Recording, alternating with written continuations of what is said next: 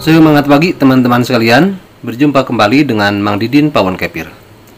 Saat ini Mamang akan menyampaikan sebuah jawaban dari pertanyaan seorang teman yang pernah disampaikan ke Mamang.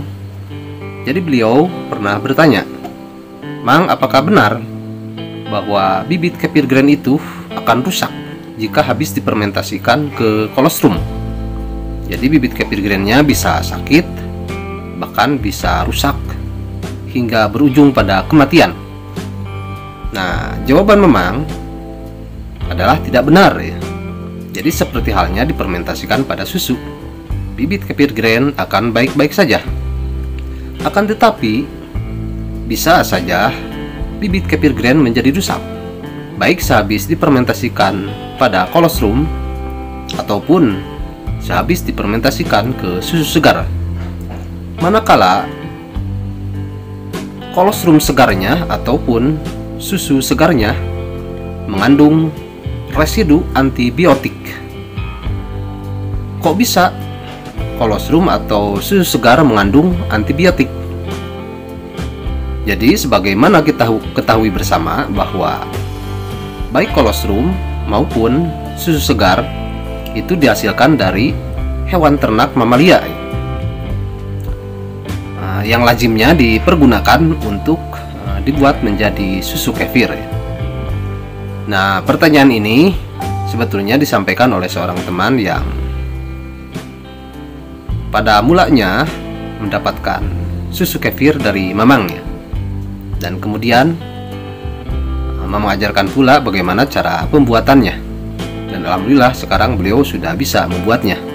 Bahkan membuat kefir kolostrum pun mungkin sehabis tanya jawab tersebut mungkin sekarang sudah. Jadi beliau itu awal mulanya menggunakan susu kefir untuk membantu penyembuhan GERD yang ia derita sudah sangat lama ya. Mudah-mudahan saja beliau sekarang sudah semakin membaik dan terbukti dengan beliau terus-menerus memfermentasi susu kefir menggunakannya untuk keperluan sehari-hari beliau. Mari kita kembali lagi mengenai bibit kefir grand yang bisa saja rusak ketika habis difermentasikan pada kolostrum ataupun susu segar, manakala baik kolostrum maupun susu segar itu mengandung antibiotik. Misalnya, kalau misalkan sapi atau kambing sebelum melahirkan itu dalam kondisi sakit. Nah, kalau kondisi sakitnya sudah sedemikian parah, biasanya itu suka diberikan obat-obatan atau suntikan. Kalau suntikan misalkan hanya sekedar multivitamin, tentu tidak apa-apa ke susunya itu. Namun jika suntikannya itu diberikan antibiotik, nah maka nanti kolostrumnya akan mengandung residu dari antibiotik tersebut ya. Atau misalkan sapi atau kambing yang bukan menghasilkan kolostrum tetapi misalkan yang diperah sehari-hari yang sudah menghasilkan air susu ya, yang sudah putih.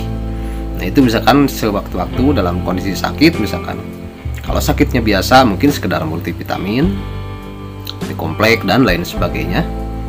Tetapi kalau sudah cukup parah biasanya diberikan antibiotik ya. Nah, ketika diberikan suntikan antibiotik biasanya suka di-warning oleh petugas bahwa susunya tidak boleh disetorkan dulu. Jadi tidak boleh dikonsumsi oleh manusia dulu. Tetapi bisa kalau diberikan ke anaknya. Nah, kalau misalkan susunya atau kolostrumnya dari ternak mamalia yang sehabis diberikan suntikan antibiotik kimia, itu seharusnya kalau sehabis diberikan suntikan itu selama 4 hari tidak boleh disetorkan dulu atau tidak boleh dikonsumsi dulu oleh manusia. Nah, sama juga dengan dibuat kefir ya. Jadi sebaiknya kalau sebelum 4 hari itu jangan dulu dijadikan bahan baku untuk membuat kefir. Nah, kalau baik kolostrum maupun susu segar yang mengandung antibiotik tersebut, jadi sehabis disuntik antibiotik, nah kemudian kolostrum atau susu segarnya ketika difermentasikan oleh bibit kefir grand untuk membuat susu kefir, nanti bibit kefir grainnya bisa saja menjadi sakit ya, karena terserang oleh antibiotik. Bagaimana yang kita ketahui juga bahwa antara antibiotik dengan probiotik itu bisa saja saling melemahkan. Jadi misalkan kalau kita minum obat yang mengandung antibiotik dibarengkan bersamaan dengan kefir dalam waktu tanpa jeda, nah maka antibiotiknya akan dilemahkan oleh probiotik, dan probiotik kefirnya pun sama akan dilemahkan oleh antibiotik, sehingga keduanya akan saling melembahkan dan bisa saja disebut dengan istilah mubazir ya. Nah untuk itu maka bibit kefir grain bisa juga akan terserang sakit ketika difermentasikan pada kolostrum atau susu yang mengandung antibiotik. Cirinya seperti apa? Nah cirinya, kalau bibit kefir grain yang terserang antibiotik dan menjadi sakit, itu warnanya akan menjadi kecoklatan bahkan kehitaman ya, dan susu kefirnya pun tidak akan berhasil alias gagal. Cirinya biasanya dari aromanya itu bukan tercium aroma seperti tape, tetapi malah bau membusuk ya. Jadi dari susu kefirnya yang dibuat akan tercium aroma bau membusuk, kemudian bibit kefir grainnya akan berwarna kecoklatan, kering dan kehitaman ya. Untuk itu maka bagi teman-teman sekalian, para penggiat kefir, untuk membuat susu kefir itu harus memastikan bahwa baik kolostrum maupun susu segarnya benar-benar yang bebas residu antibiotik, yaitu dihasilkan dari ternak yang tidak sedang diberikan suntikan antibiotik. Nah ini contohnya nih bibit kefir grain ya. Nah ini bibit kefir grain yang sedang memang rendam dengan susu segar ya, ini 50 ml. Jadi ini hanya khusus untuk praktek, memang biasanya menyisihkan 50 gram direndam dengan susu segar 50-100 ml. Makanya tidak kelihatan butiran-butirannya ya, karena terselimuti dengan susu. Ini sudah cukup untuk diganti susu rendamannya. Nah kalau bibit kefir grain yang habis difermentasikan ke kolostrum segar, ini seperti tampak di belakang.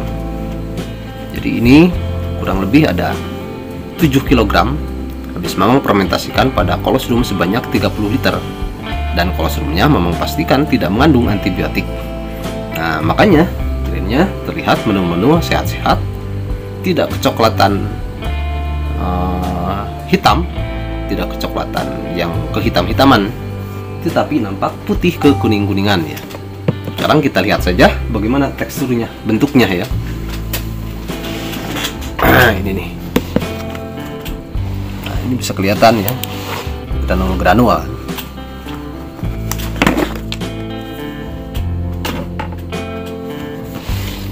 Nah ini kalau dari penampakan grain butirannya ya. Nah.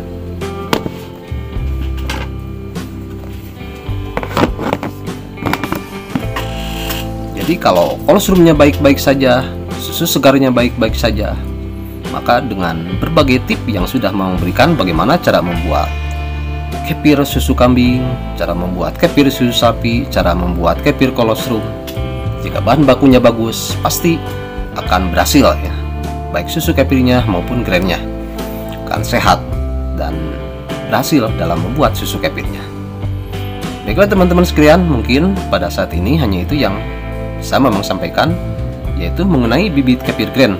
Apakah benar bisa rusak jika habis difermentasikan pada kolostrum?